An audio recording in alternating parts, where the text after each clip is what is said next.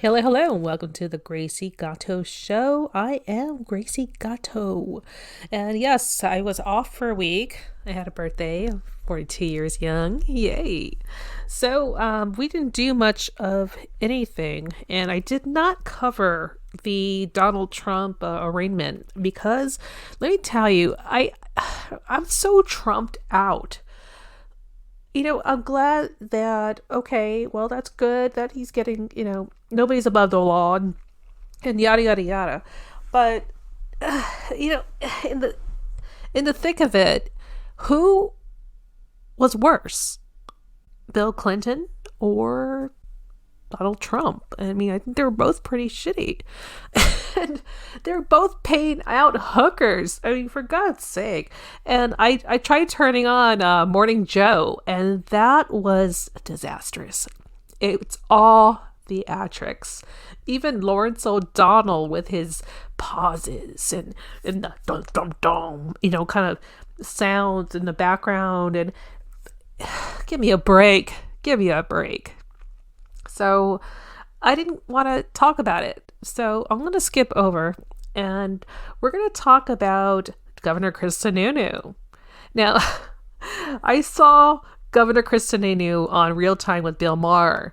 Now, every once in a while, my hometown of Los Angeles and New Hampshire will meet. Oh my God. This guy again.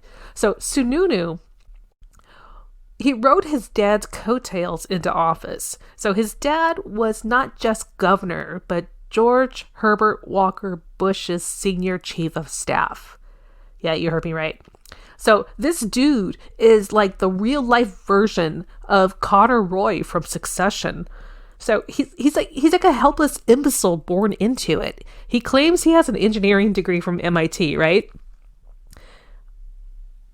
But he lacks any of the discipline that goes into one. So this is the same guy who is famous for food selfies and telling Market Basket where to put their sticker on deli meat packaging. Oh, so he's completely useless.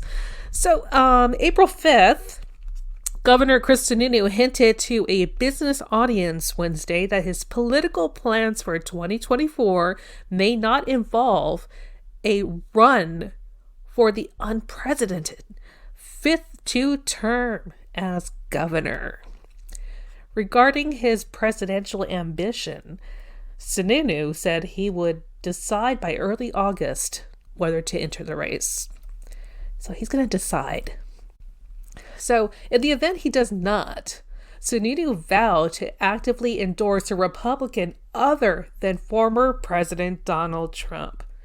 In recent media appearances, Sununu has waxed nostalgic on being the state's only governor in modern history other than Democrat John Lynch of Hopkinton to have won 4 terms.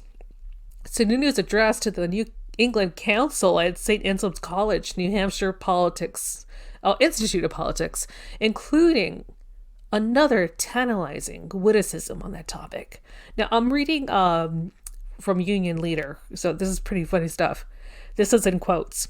"I am not saying I'm not running again, but I've got a real job," Sununu said, chuckling. "My wife is very excited when I say that, and I'll be sending all of you resumes shortly." Oh. Later, regarding politics, he said it's not a career, it really has to be about service. Sununu told New England Council President and CEO James Brett that he would make up his mind by August whether to run for president because the first major debate of Republican contender is later that month. "I will say this, people ask me to run, and I'm thinking about it, but one thing is for sure, I'm not sitting this one out." Oh God, Sununu. "I will get behind somebody. I will endorse somebody. I will put my weight behind someone," Sununu said. Okay, so now we have the Democrats, okay? So let's hear what they have to say. Democratic Party spokesperson Monica Vinsky said Sununu's comments show he was checked out on New Hampshire. So Chris Sununu doesn't see being the governor of New Hampshire as a quote-unquote real job. And it certainly shows. Since the beginning of 2023, he has taken over 10 out-of-state trips in an attempt to boost his national profile. She said in a statement he has never viewed being the governor as anything but a stepping stone. At every opportunity, Chris Sununu has left Granite Staters in the dust to build his celebrity status. In 1988, Sununu's father, then New Hampshire Governor John H. Sununu, gave Vice President George Bush a key endorsement which helped Bush go on to win the first-in-the-nation primary. The elder Sununu did not seek re-election as governor, and Bush named him White House Chief of Staff. And the world turns. So candidates in waiting last month, the same venue, former New Jersey Governor Chris Christie said Trump's 2016 nomination hopes were boosted. When only 4 of the nation's 33 Republican governors chose to endorse anyone in that primary race. Now, 3 of them backed Christie, including Charlie Baker of Massachusetts, Paul LePage of Maine, and Larry Hogan of Maryland. Hogan recently took himself out of the running for president in 2024. So currently, 26 governors are Republicans. In the 2016 primary, Sununu's older brother, former U.S. Senator John E. Sununu, endorsed former Ohio Governor John Kasich, who finished a distant second to Trump in New Hampshire. So Chris Sununu would make his first run for governor later that year. So on Wednesday, Sununu praised the personal story of Senator Tim Scott, Republican of South Carolina, who will make his first exploratory trip to New Hampshire next week. So Sununu said the next president needs to have executive leadership experience. So New Jersey's Christie has said he will decide on a run by June. Chris likes his gig on ABC, Sununu said, referring to Christie's role as a GOP analyst on This Week, ABC's news program hosted by George Stephanopoulos. We will see. We will see if he actually gets in. My God.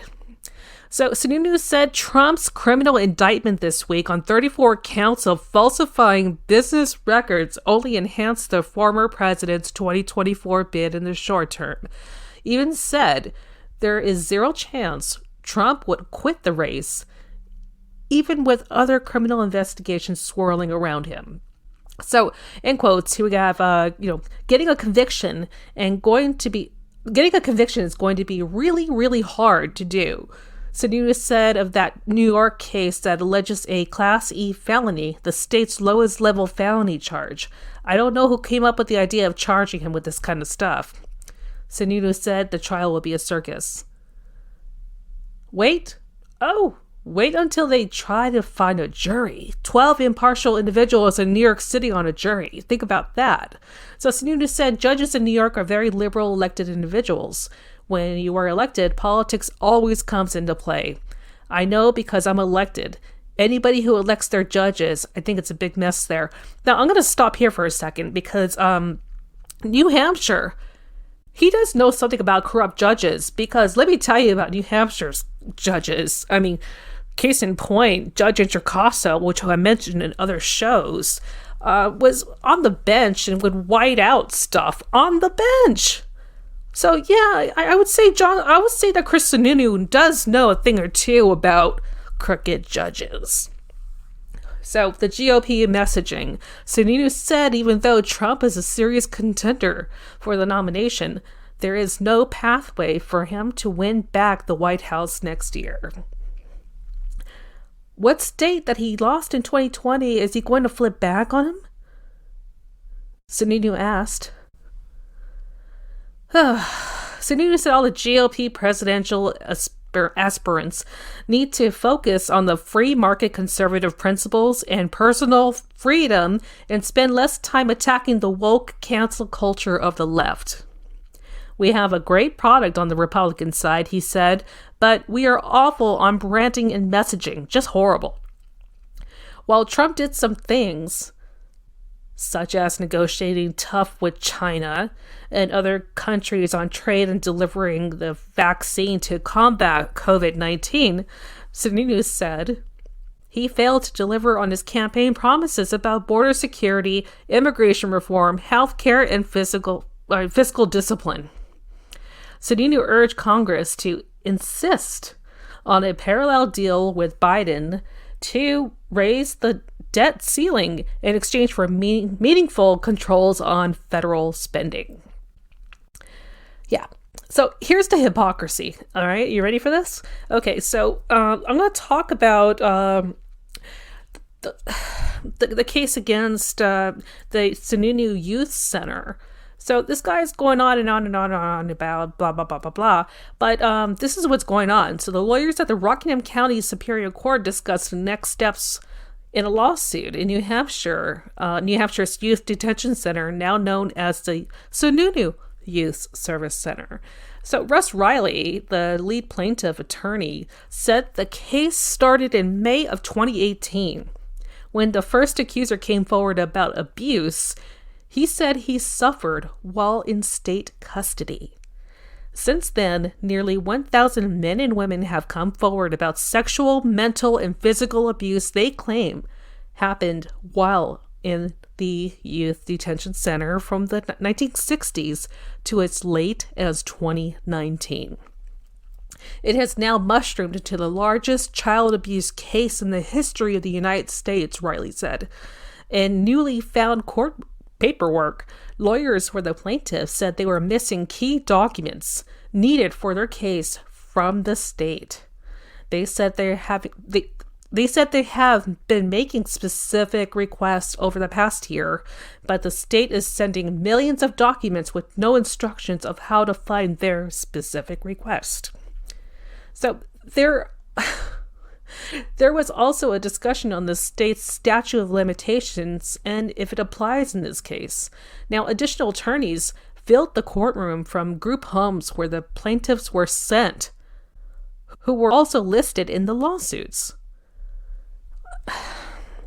And this guy, who I've nicknamed Connor Roy, is oblivious. So not only do we have all this hanky-panky going on, I mean, Chris Sununu was also governor when Ghislaine Maxwell was found in Bradford, New Hampshire.